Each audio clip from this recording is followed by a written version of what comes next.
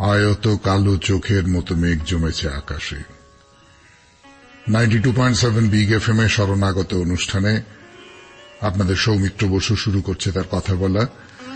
বিশুদ্ধ সিদ্ধান্ত মতে আজকে মঙ্গলবার 19 বৈশাখ 1429, ইংরেজির 3রা মে 2022, তিথি বৈশাখ শুক্লপক্ষ দ্বিতীয়া, নক্ষত্র রোহিণী। সূর্যোদয়ের সময় ভোর 5:06 হয়ে 59 সেকেন্ড। সূর্য অস্ত যাবার সময় সন্ধে 6:07 সেকেন্ড। আজকে জন্মে বৃষ রাশি, বৈশ্যবর্ণ, মতান্তরে শূদ্রবর্ণ নরগণ। রাত্রি 3:18 গতে দেবগণ। আমাদের হোয়াটসঅ্যাপে চিঠি পাঠাবার নাম্বার 9831922927। চিঠির গোড়ায় অতি অবশ্যই SG লিখতে হবে। আর আমাদের ফেসবুক হল শত সৌমিত্র, SHARANAGATA শরণাগত, SOUMITR সৌমিত্র। প্রত্যেক সোম, বুধ এবং শুক্রবার এই শরণাগত সৌমিত্র পাতা থেকে রাত 9:30 সময় আপনাদের সৌমিত্র বসুর আপনাদের সঙ্গে কথা বলবার কথা। কিন্তু সব দিন যে হয়ে ওঠে এমনটা নয়। এবারে বলি আজকের অনুষ্ঠান সম্পর্কে। আজকের অনুষ্ঠানে প্রথমে তো পুরাণ চিরন্তন। পুরাণ চিরন্তনে খুব পরিচিত একটি কাহিনী শোনাবো আপনাদের। কিন্তু পুরাণের ক্ষেত্রে যেটা হয় বরাবর, যে আমরা হয়তো মোটের উপর কাহিনীটা জানি কিন্তু সবটা জানি না। সেই সবটা খানিকটা গুছিয়ে বলবার চেষ্টা করব। আজকে বলবো দধিচির আত্মত্যাগের কথা। তারপর স্বামী বিবেকানন্দের রচনা থেকে পাঠ। তারপর ঠাকুর শ্রী রামকৃষ্ণ পরমহংসদেবের কথা বলবো এবং আপনাদের চিঠিপত্রের উত্তর শেষ করব বাইরে দূরে দিয়ে। 92.7 বিগ এফএম এ শুনছেন শরণাগত, জীবনের সহজ পাঠ। কথা বলছি আমি আপনাদের সৌমিত্র বসু। এরপর পুরাণ চিরন্তন। পুরাণ চিরন্তন শুরু করছি 92.7 বিগ এফএম এ শরণাগত অনুষ্ঠানে। দধিচির কথা বলবো আজকে। দধিচির কাহিনী। ভাগীরথী তীরের একটা আশ্রম, ভারী সুন্দর একটা আশ্রম, শান্ত স্নিগ্ধ দধিচির আশ্রম। এবং খুব বড় মাপের পণ্ডিত, খুব বড় পণ্ডিত, অথচ মনটা একেবারে শিশুর মতো সরল। সেই সরলতার ফলেই তাকে বিপদে পড়তে হয়েছিল। তাকে সত্যি সত্যি বিপদ বলবো কিনা জানি না। এই মুনির যিনি স্ত্রী, মুনিপত্নী, তিনি ছিলেন লোপামুদ্রা। তিনিও একেবারে যথাযোগ্যা সহধর্মিণী বলতে যেটা বোঝায়, বিদুষী, মহাপণ্ডিত, নানান শাস্ত্রে অগাধ জ্ঞান এবং সবসময় স্বামী তার সঙ্গে পরামর্শ করে সমস্ত রকমের কাজকর্ম করতে। এই হচ্ছে দধিচির আশ্রমের পরিবেশ। একদিন এই আশ্রমে অনেক দেবতা, সূর্য, রুদ্র, দুজন অশ্বিনী কুমার, বিষ্ণু, ইন্দ্র, এরা সব দেবতারা এসে উপস্থিত।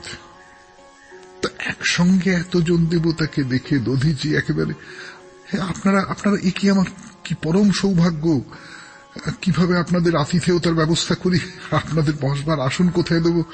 তো দেবতারা দধিচি মুনিকে প্রণাম করে বললেন যে আমাদের সেবার জন্য আপনাকে এত ব্যস্ত হতে হবে না। একটা বিশেষ প্রয়োজনে আমরা আপনার কাছে এসেছি। আমরা বেশিক্ষণ থাকবো না, আমাদের প্রয়োজন মিটে গেলে আমরা এখান থেকে বিদায় নেব। দধিচি বলছেন যে আপনাদের সেবা করবার সুযোগ, আচ্ছা বেশ, সে হবে। আপনারা বলুন যে কি আমি কি করতে পারি আপনাদের জন্য। তা দেবতারা বললেন, আপনি তো জানেন দৈত্যদের সঙ্গে মহাসংগ্রাম আমাদের শেষ হয়েছে। কোন রকমে আমরা দৈত্যদের নিধন করতে পেরেছি। তো যুদ্ধের পর আমাদের কিছু শক্তিশালী অস্ত্রশস্ত্র উদ্বৃত্ত হয়েছে। এগুলোর এখন কোনো দরকার নেই, কিন্তু এগুলোকে একেবারে নষ্ট করে ফেলাটাও ঠিক হচ্ছে না এবং চুরিও যেতে পারে আমাদের এখান থেকে। সেই জন্য আমরা চাইছি যে এই অস্ত্রগুলো আপনার আশ্রমে থাক। আবার যখন দরকার হবে আমরা আপনার আশ্রম থেকে এই অস্ত্রগুলো নিয়ে নেব। তো দধিচিকে এতজন দেবতা মিলে অনুরোধ করছেন। দধিচি বললেন, আচ্ছা বেশ ঠিক আছে, আপনারা অস্ত্রগুলো আমার আশ্রমেই কোথাও রেখে দিন। বলে দধিচি তো একটা জায়গা দেখিয়ে দিলেন, সেইখানে দেবতারা সমস্ত অস্ত্র শস্ত্র সব রেখে দিয়ে চলে গেল। দধিচির স্ত্রী লোপামুদ্রা, তিনি তো ঘটনাটা জানেন না। তাকে পরে দধিচি বললেন যে জানো দেবতারা এসেছিলেন, দেবতারা এসে এরকম এরকম সব ব্যাপার ট্যাপার হয়েছে। লোপামুদ্রার কথাটা শুনে ভালো লাগলো না, খুব বুদ্ধিমতী মহিলা। তিনি বললেন এইভাবে রাজি হয়ে গেলে এর জন্য পরে আবার কোনো সমস্যার সামনে দাঁড়াতে হতে পারে। তো দধিচি বললেন না, তোমার মনে এইরকম ভাবনা কেন এলো? না দেখো, আমরা, লোপামুদ্রা বলছেন যে আমরা তো আশ্রমে থাকি, আমরা অহিংস পথের পথিক, এইসব অস্ত্রশস্ত্রের সঙ্গে তো আমাদের কোনো যোগাযোগ নেই, কারোর সঙ্গে শত্রুতাও নেই। দৈত্যরা যখন জানতে পারবে, দৈত্যরা আমাদের শত্রু বলে মনে করবে। তারপরে ধরো এইসব অস্ত্র সেগুলো কোনোভাবে নষ্ট হয়ে গেল, হারিয়ে গেল, বা যা হোক কিছু হলো, তোমার উপর তো দায় এসে পড়বে তার, সেইটা কি ঠিক হবে? তো দধিচির তখন মনে হলো যে হ্যাঁ ঠিকই তো, এই ব্যাপারটা তো ভালো হয়নি, কিন্তু রেখে দিয়েছেন, দেবতাদের কথা দিয়েছেন, এরপরে তো আর কিছু করবার নেই। তেমনি করে অনেক দিন চলে গেল, অনেক দিন, মানে দেবতাদের হিসেব অনুযায়ী 1000 বছর চলে গেল। আমাদের 360 বছরে দেবতাদের 1 বছর হয়, তার মানে আমাদের 3,60,000 বছর কেটে গেছে। এর মধ্যে কোনো দেবতাই আশ্রমে আসেননি, দেবতাদের সঙ্গে দেবতারা এমন কোনো বিপদে পড়েননি যাতে করে এই অস্ত্রগুলো দরকার হবে। অস্ত্রগুলো ক্ষয়িতে আরম্ভ করেছে। আগে সেগুলো খুব জল জল জল জল করে জ্বলত, এখন ক্রমশ নিষ্প্রভ হয়ে আসছে। তো দধিচি দেখলেন যে দেবতারা এসে এই নিষ্প্রভ অস্ত্রগুলো সেইটা নিয়ে যদি কোনো আপত্তি করেন, তা অনেক ভেবেচিন্তে তিনি একটা সিদ্ধান্ত করলেন। তিনি ওই অস্ত্রগুলোকে ধুয়ে ফেললেন। ধুয়ে ফেলতে তারা আবার আগের মতন অবস্থায় ফিরে এলো। তখন দধিচি ওই যে অস্ত্র ধোয়া জল সেইটা পান করে ফেললেন। তার ফলে যেটা দাঁড়ালো সেটা হচ্ছে যে অস্ত্রগুলোর যে সমস্ত তেজ ছিল, সেই তেজগুলো দধিচি নিজের অঙ্গের মধ্যে ধারণ করলেন। 92.7 বিগ এফএম এ শরণাগত অনুষ্ঠানে পুরাণ চিরন্তন দধিচির কথা ফিরে আসছে গানে। দধিচি তো অস্ত্র ধোয়া জল খেয়ে ফেলেছেন, এক্ষুনি বললাম আপনাদের 92.7 বিগ এফএম এ শরণাগত অনুষ্ঠানে। এর কিছুদিন পরেই দধিচির সামনে দেবতারা এসে হাজির। তাই এসে বলছেন, মুনিবর, আমরা যা ভয় পেয়েছিলাম আবার তা হয়েছে। দানবেরা বেশ কিছুদিন চুপচাপ ছিল, কিন্তু এইবারে তারা আবার নতুন করে শক্তি টক্তি সঞ্চয় করে স্বর্গরাজ্য আক্রমণ করতে আসছে। এইবার অস্ত্রগুলো আমাদের খুব দরকার, আপনি আমাদের অস্ত্রগুলো দিন। তা দধিচি বললেন যে এতদিন পরে আপনারা এলেন, কেন, কি হয়েছে? কি হয়েছে অস্ত্রগুলোর? না, আসলে আপনারা দীর্ঘদিন এখানে না আসাতে আমি খুব চিন্তায় ছিলাম। প্রতি মুহূর্তে ভাবতাম দৈত্যরা যদি আশ্রম আক্রমণ করে তাহলে কি হবে, তারা অস্ত্রগুলো নিয়ে জোর করে পালিয়ে যাবে। তা অস্ত্রগুলোকে আমি অকেজো করে রেখেছি। অকেজো করে রেখেছেন? তার মানে কি? আপনার কাছে তো গচ্ছিত রাখা হয়েছিল দধিচি, এই অস্ত্রগুলো আপনি অকেজো করে দিলেন? না, এই অস্ত্রগুলোকে আমি মন্ত্রপুত জল দিয়ে ধুয়ে সেই জল নিজে পান করেছি, তার ফলে অস্ত্রগুলোর শক্তি এখন আমার মধ্যে ঢুকে গেছে। তো দেবতারা এই কথা শুনে এবারে হায় হায় করে উঠলেন, বললেন যে আপনার মধ্যে অস্ত্রের শক্তি লুকিয়ে রেখেছেন, তাহলে কি হবে? আপনি কি বলছেন? কি আপনি বিচক্ষণ, আপনি যা করেছেন সব দিক বিবেচনা করেই করেছেন, ঠিকই করেছেন, কিন্তু আমরা এখন কি করব? আমরা অস্ত্রগুলো না পেলে তো সব অংশে নিহত হব, হয়তো এটাই বিশ্ববিধাতার ইচ্ছে। বেশ, তাই হোক তবে। এই বলে যখন দেবতারা চলে যাওয়ার জন্য পা বাড়িয়েছেন, তখন দধিচি মুনি হঠাৎ বললেন, আচ্ছা ঠিক আছে, ঠিক আছে, একটাই মাত্র উপায় আছে। না, আমি চাই না আপনারা কখনো এইভাবে অসম যুদ্ধে দৈত্যদের সঙ্গে অবতীর্ণ হন। আমি যোগ্য বলে আমার দেহ ত্যাগ করব, তখন আপনারা আমার প্রাণহীন দেহ নিয়ে আপনার মনের মতো অস্ত্র বানিয়ে নেবেন। দেবতারা তো অবাক হয়ে গেলেন, কি সম্ভব আমাদের জন্য একজন ঋষি এইভাবে প্রাণত্যাগ করবেন? তো তারা চুপ করে দাঁড়িয়ে আছেন। তাদের মুখের ভাব দেখে দধিচি বুঝতে পেরেছেন যে তারা তাহলে তো দেবতাদের ঋষি হত্যার পাপ স্পর্শ করবে। তো দধিচি বললেন, আপনারা দ্বিধা করবেন না, আমি তো স্বেচ্ছায় দেহত্যাগ করছি, আর আমার দেহ দিয়ে যে অস্ত্র তৈরি হবে তা অত্যন্ত শক্তিশালী, ভয়ঙ্কর হবে। দেখুন, এটা আমার পরম সৌভাগ্য যে দেবতাদের কাজে লাগছে আমার এই দেহ। জন্ম গ্রহণ করলে মৃত্যু অনিবার্য, কিন্তু এইভাবে পরার থেকে আত্মদান করতে পারে বলুন? বেশ, দেবতারা মেনে নিলেন সেই সব কথা। দধিচি যোগাসনে বসলেন। কিছুক্ষণের মধ্যে তার দেহ থেকে প্রাণ নির্গত হয়ে গেল।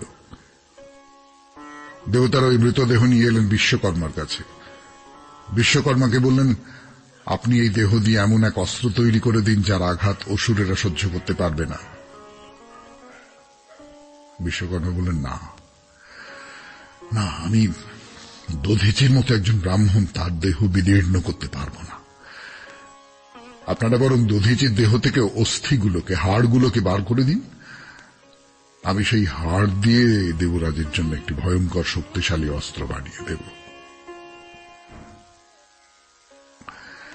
তাই হল, এবং দধিচের হাড় দিয়ে তৈরি হল দেবরাজ ইন্দ্রের অস্ত্র বজ্র।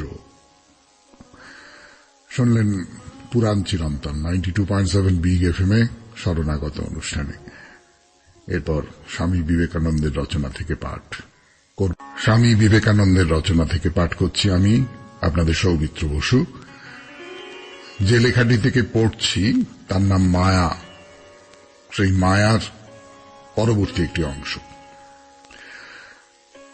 বেদান্ত বলেন, এমন এক সময় আসিবেই আসিবে যখন আমরা পিছনের দিকে তাকাইব এবং যে সকল ভাবাদর্শের জন্য আমরা ব্যক্তিত্ব পরিহার করিতে ভয় পাইতেছি সেগুলিকে আমরা বিদ্রূপ করিব। সকলেই নিজ দেহ বাঁচাইয়া রাখিতে ব্যগ্র, কেহই ইহা ত্যাগ করিতে ইচ্ছা করে না। এই দেহ যতকাল ইচ্ছা ততকাল রক্ষা করিতে পারিলে অত্যন্ত সুখী হইব, আমরা এইরূপই ভাবিয়া থাকি। কিন্তু এমন সময় আসিবে যখন একথা স্মরণ করিয়া আমরা হাসিয়া উঠিব। অতএব যদি আমাদের বর্তমান অবস্থা সত্য নয়, অসত্য নয়, উভয়ের সংমিশ্রণ, দুঃখ নয়, সুখ নয়, উভয়ের সংমিশ্রণ, এইরূপ বিষম বিরুদ্ধ ভাবাপন্ন হয়, তবে বেদান্তের আবশ্যকতা কি? অন্যান্য দর্শনশাস্ত্র ধর্মমতগুলির বা প্রয়োজন কি? সর্বোপরি শুভ কর্ম করিবারই বা কি প্রয়োজন? এই প্রশ্ন মনে উদিত হয়। লোকে জিজ্ঞাসা করিবে, যদি অশুভ ছাড়া শুভ হয় না, যদি সুখ উৎপন্ন করিতে গেলেই সর্বদা দুঃখ উৎপন্ন হয়, তবে এ সকলের আবশ্যকতা কি? ইহার উত্তরে বলা যায়, প্রথমত দুঃখ লাঘব করিবার উদ্দেশ্যে তোমাকে কর্ম করিতেই হইবে, কারণ নিজেকে সুখী করিবার ইহাই একমাত্র উপায়। আমরা প্রত্যেকে নিজ নিজ জীবনে শীঘ্র বা বিলম্বে হোক ইহার যথার্থতা বুঝিয়া থাকি। তীক্ষ্ণবুদ্ধি লোক কিছু সত্বর, জড় বুদ্ধি কিছু বিলম্বে ইহা বুঝিতে পারেন। জড় বুদ্ধি লোক উৎকট যন্ত্রণা ভোগ করিয়া, তীক্ষ্ণ বুদ্ধি অল্প যন্ত্রণা পাইয়া ইহা আবিষ্কার করেন। দ্বিতীয়ত, আমাদিগকে আমাদের কর্তব্য করিয়া যাইতে হইবে, কারণ সুখ দুঃখময় বিপরীত ভাবপূর্ণ জীবনের বাহিরে যাইবার ইহাই একমাত্র পথ। সুখ দুঃখ উভয় শক্তি জগৎকে আমাদের জন্য জীবন্ত রাখিবে, যতদিন না আমরা স্বপ্ন হইতে জাগরিত হই এবং মাটির পুতুল গড়া পরিত্যাগ করি। আমাদের শিক্ষা লাভ করিতে হইবে, আর ইহা শিক্ষা করিতে দীর্ঘকাল লাগিবে। শুনলেন স্বামী বিবেকানন্দের রচনা থেকে পাঠ করলাম আমি আপনাদের সৌমিত্র বসু 92.7 বিগ এফএম এ শরণাগত অনুষ্ঠানে। আপনাদের গতদিন বলছিলাম তারকের কথা, তারক আর তারকের বন্ধুর কথা 92.7 বিগ এফএম এ শরণাগত অনুষ্ঠানে। তারকের বন্ধু তো অবিশ্বাসী, সে ওই যখন ঠাকুর বলেছেন যে এখানে আসবার জন্যে, ঈশ্বরের কাছে যাবার জন্য দরকার হলে বাবা মার আদেশও অগ্রাহ্য করবে, তখন সে তো বলেছে এ কি, এটা আপনি কি বলছেন, পুরাণে এর কোন উদাহরণ আছে? তো ঠাকুর তো অশিক্ষিত মানুষ, লেখাপড়া তো সেরকম জানেন না, তিনি টাক টাক টাক টাক করে পুরাণ থেকে নানান রকম উদাহরণ দিয়ে ছেলেটাকে আবার চুপ করিয়ে দিলেন। তো তারা চলে গেল। তখন ঠাকুর মাস্টার মশাইকে বলছেন যে বলতে পারো ওর জন্য আমি এত ব্যাকুল কেন, ওই তারকের জন্য, সঙ্গে করে ওটাকে আবার কেন নিয়ে এলো? তো মাস্টার বলছেন বোধহয় রাস্তার সঙ্গী, অনেকটা পথ, তাই একজনকে সঙ্গে করে নিয়ে এসেছে। সঙ্গে করে কাকে নিয়ে এসেছে? অনেকটা পথ, জীবনের তো অনেকটাই পথ, কিন্তু সেই অনেকটা পথে সঙ্গী যদি কেউ না জোটে তাহলে ঈশ্বরই তো সঙ্গী হবেন। ঈশ্বর, ওই নির্জনতার মধ্যে ঈশ্বর আছেন, কেউ সঙ্গে না থাকলে তিনিই তো চলেছেন পাশে পাশে। তো তারক আবার বন্ধুকে বিদায় করে ফিরে এসেছে। কালীঘর থেকে বেরিয়ে চাতালে ফের ভূমিষ্ঠ হয়ে প্রণাম করলেন ঠাকুর, তারকের চিবুক ধরে আদর করলেন, বললেন নরেন হলো রাঙাচক্ষু রুই, কিন্তু তুই হচ্ছিস মৃগেল। ভাবাবিষ্ট হয়ে ঘরের মেঝেতে বসেছেন ঠাকুর, পা দুখানি সামনের দিকে প্রসারিত। রাম আর কেদার নানান জাতের ফুল দিয়ে সেই পা দুখানা বন্দনা করছে, আর ঠাকুরের দু পায়ের দুই বুড়ো আঙুল ধরে বসে আছে কেদার। বিশ্বাস স্পর্শে শক্তি সঞ্চার হবে, কিন্তু তাতেই কি হয়? ঠাকুর অর্ধবাহ্য দশায় বলছেন যে মা মা ও আমার আঙুল ধরে কি করতে পারবে? কেদার তো অপ্রস্তুত, মনের কথা টের পেয়ে গেছেন, তাড়াতাড়ি আঙুল ছেড়ে দিয়ে হাত জোড় করলে। ঠাকুর বলছেন মুখে বললে কি হবে, মন নেই, কাম কাঞ্চনে এখনো তোমার মন টানে। আমি বলি কি এগিয়ে পড়ো, এগিয়ে পড়ো, একটু উদ্দীপন হয়েছে বলে মনে করো না সব হয়ে গেছে। চন্দন গাছের বনের পরে আরো আছে, রূপোর খনি, সোনার খনি, হিরেমানিক, এক্ষুনি থামলে চলবে কেন?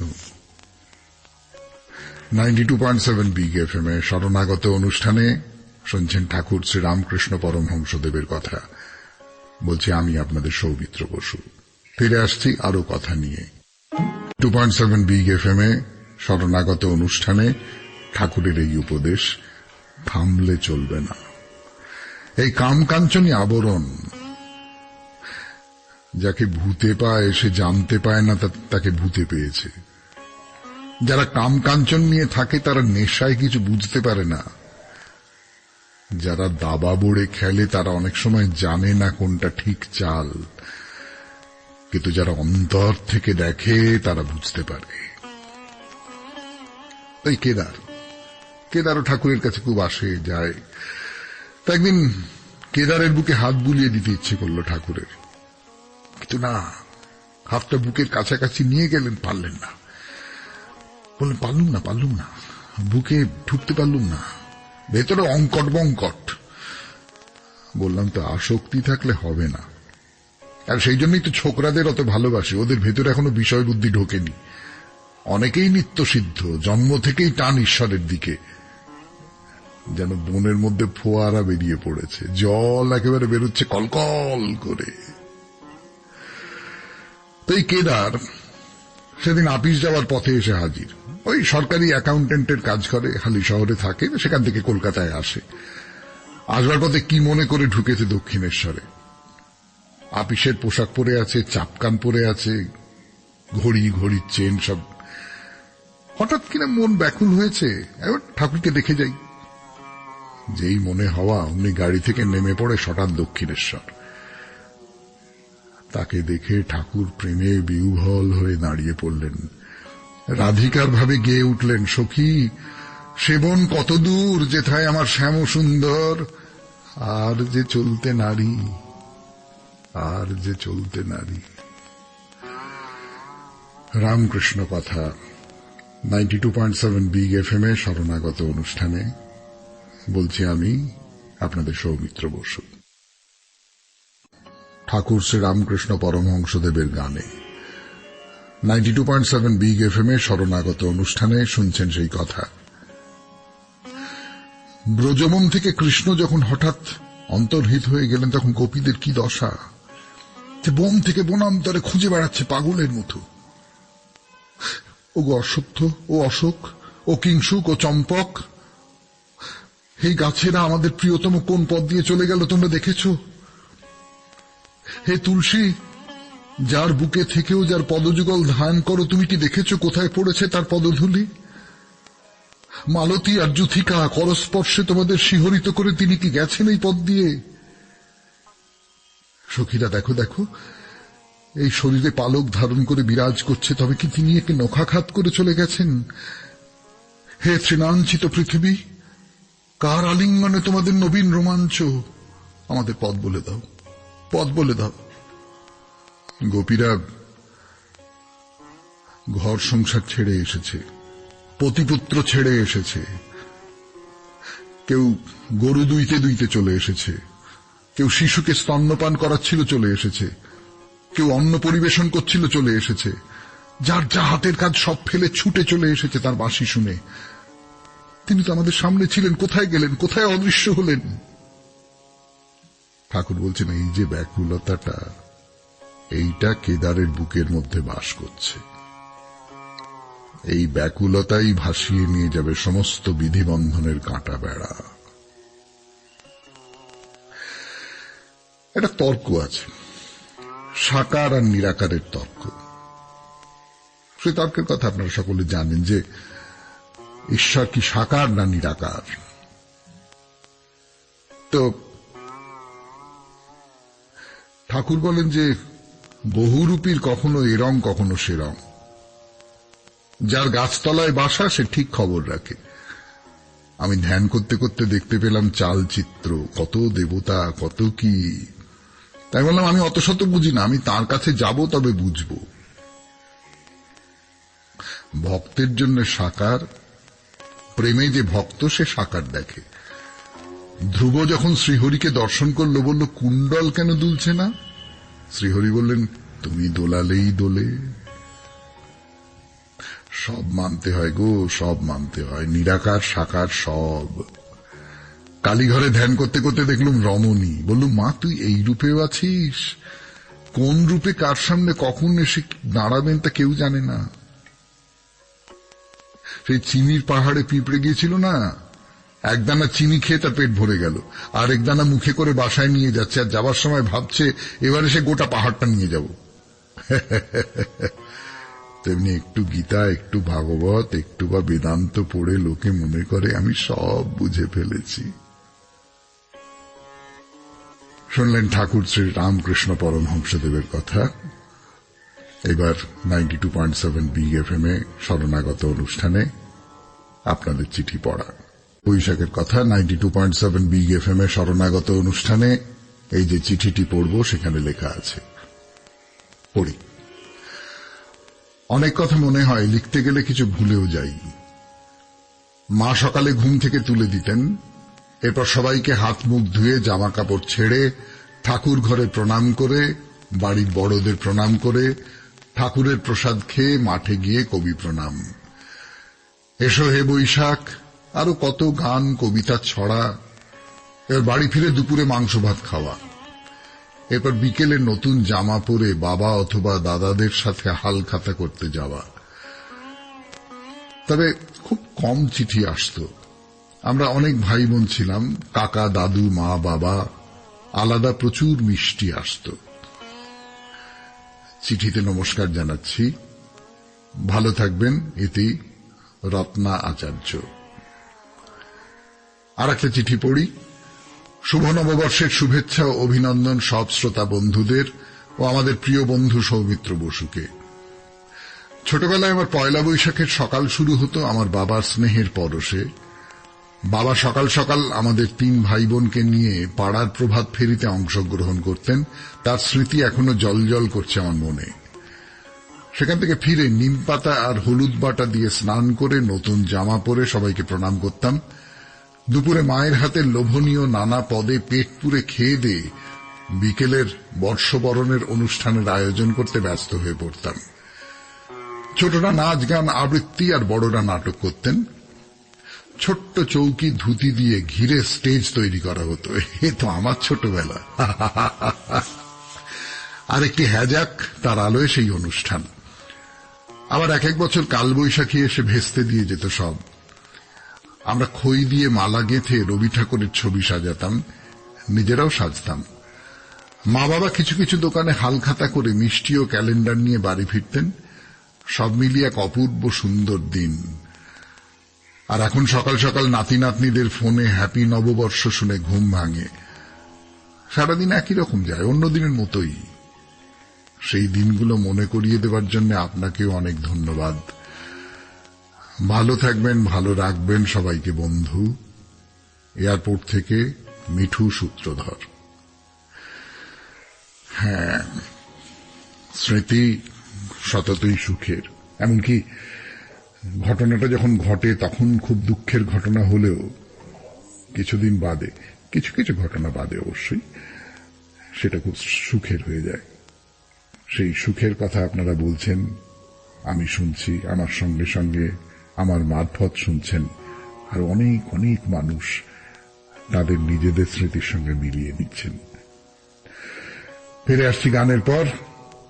এরপর বাইরে দূরে 92.7 বিগ এফএম-এ শরণাগত অনুষ্ঠানে ফিরে এলাম। গানের পর 92.7 বিগ এফএম-এ শরণাগত অনুষ্ঠানে বাইরে দূরে নিয়ে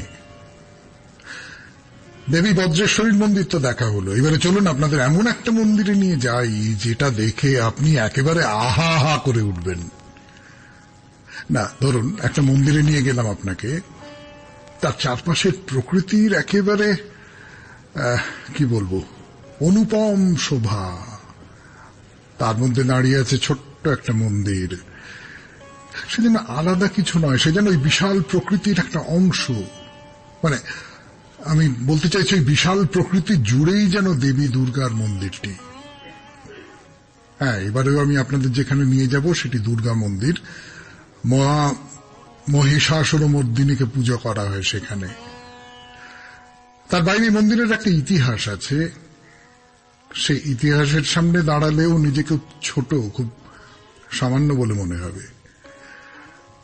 সেই মন্দির দেখতে গেলে আমাদের যেতে হবে ভারমোর, হিমাচল প্রদেশের ভারমোর, লক্ষণা দেবীর মন্দির। তার কথা শুরু করব 92.7 বিগ এফএম-এ শরণাগত অনুষ্ঠানে গানের পর। ভারমোর 92.7 বিগ এফএম-এ শরণাগত অনুষ্ঠানে শুনছেন বাইরে দূরে। এই ভারমোরটা কোথায়? আচ্ছা, হিমাচল প্রদেশে বাঙালির সবচেয়ে চেনা জায়গা হচ্ছে সিমলা, তাই তো? সেই সিমলা থেকে ভারমোর প্রায় 400 কিলোমিটারের মতো দূরে। আচ্ছা, আমরা ধর্মশালা মন্দির দেখেছিলাম, মনে আছে? ধর্মশালা থেকে বরং কাছে, অনেকটাই কাছে। এবং যেটা বলবার, সিমলা থেকে ভারমোর আরো অনেকটা উত্তরে, মানে আরো অনেকটা ঠান্ডা হওয়ার কথা। কাজে যা যা গরম জামা কাপড় আছে সুটকেসে ঢুকিয়ে ফেলুন, যাওয়া যাক ভারমোর। যেতে যেতে দুটো কথা শোনাই আপনাদের এই লক্ষণা দেবীর মন্দির সম্পর্কে। আগেই বলেছি, ভারী সুন্দর প্রাকৃতিক দৃশ্যের মধ্যে নিয়ে যাচ্ছি আপনাকে। পাশ দিয়ে বয়ে গেছে রবি নদী, সামনেই ধৌলাধার পর্বতমালা। ভারমোর শহরের দক্ষিণ দিকে এই মন্দির। ভারমোর খুব প্রাচীন শহর। মন্দিরটিও ধরুন খ্রিস্টীয় 7ম থেকে দ্বাদশ শতাব্দীর মধ্যে তৈরি। কি ভাগ্যি মন্দিরটা প্রচুর সংস্কার করা হয়েছে, করতেই হবে। কিন্তু মানে অত প্রাচীন মন্দির তো আর এত বছর ধরে ঠিকঠাক থাকতে পারে না। কিন্তু আগের আদলটাই মোটামুটি ভাবে রেখে দেবার চেষ্টা করা হয়েছে। মন্দিরটার বড় রকমের কোনো ধ্বংস ঘটেনি। কেন ঘটেনি তার একটা ইতিহাস আছে, সেই ইতিহাসের কথা বলবো আপনাদের। আমাদের দেশে এত প্রাচীন কাঠের মন্দির আর দেখা যাবে না। ছোট্ট, প্রায় প্রায় 20 ঘরের মতো একটা মন্দির। আসলে অনেক সব জাঁকজমকের মন্দির দেখবার পরের সামনে এলে বেশ একটা আরাম হয়। না না, আমি আগের বড় বড় বিশাল বিশাল সব মন্দিরকে ছোট করছি না, কিন্তু এখানে এসে যেন বেশ নিজের বাড়ি একটা অনুভব হয় আর কি। আর ইতিহাসের মানুষজন দেখে বুঝতে পারেন এ হলো গুপ্ত যুগের শেষের দিকের অসাধারণ সব শিল্পকর্ম। আর একটা কথা পণ্ডিতেরা বলেন, মানে আমি তাদের কথা আপনাদের শোনাচ্ছি মাত্র, এই মন্দিরের মধ্যে প্রাচীন শৈব আর বৈষ্ণব শিল্পরীতির খুব চমৎকার মিলন ঘটেছে। এবারে বলি, এই যে ভারমোর, এটা ছিল ছাম্বা বা প্রাচীন নাম হয়তো ছাম্পা, তার রাজধানী। এই যে জনগোষ্ঠী, এদের ইতিহাস সম্পর্কে প্রায় কিছুই জানা যায় না। যেটুকু জানা যাচ্ছে তা হল মেরুবর্মন নামে এক রাজা এই রাজবংশের প্রতিষ্ঠা করেন। তার কিছু শিলালিপি পাওয়া গেছে, তার থেকে মনে হয় এই মেরুবর্মন বেশ জবরদস্ত রাজা ছিলেন, অনেকটা পর্যন্ত ছড়িয়ে গিয়েছিল তার সাম্রাজ্য। তিনি এই লক্ষণা দেবীর মন্দির প্রতিষ্ঠা করেন। আর অন্য ধর্মের মানুষেরা তো বারবার মন্দিরে লুকোনো ধনরত্নের লোভে মন্দির আক্রমণ করেছে। মন্দির আক্রমণ করবার প্রধান কারণটা ছিল তাই। ঐতিহাসিকেরা বলেন যে মন্দিরের মধ্যে অনেক ধনরত্ন লুকোনো থাকত, কিন্তু এই লক্ষণা দেবীর মন্দির তার হাত থেকে বেঁচে গেছে। তার প্রধান কারণ হল ভারমোর জায়গাটা এত দুর্গম ছিল যে সেখানকার দেবস্থানে বাইরের শত্রু হানা দিতেই পারত না। কিন্তু না, আর তো সময় হবে না। কিন্তু এটা তো বুঝে গেছেন যে আমরা এইবার ভারমোরে থাকবো কিছুদিন। 92.7 বিগ FM এ শরণাগত শ্রোতা বন্ধুরা, তাহলে আজকের মতো শেষ করি আমাদের অনুষ্ঠান। আমাদের হোয়াটসঅ্যাপে চিঠি পাঠাবার নাম্বার 9831922927। চিঠির গোড়ায় অতি অবশ্যই SG লিখতে হবে। আর আমাদের ফেসবুক হলো শরণাগত সৌমিত্র, SHARANAGATA শরণাগত, SOUMITRA সৌমিত্র। তাহলে আজকের মতো প্রতিদিনের কাজ শুরু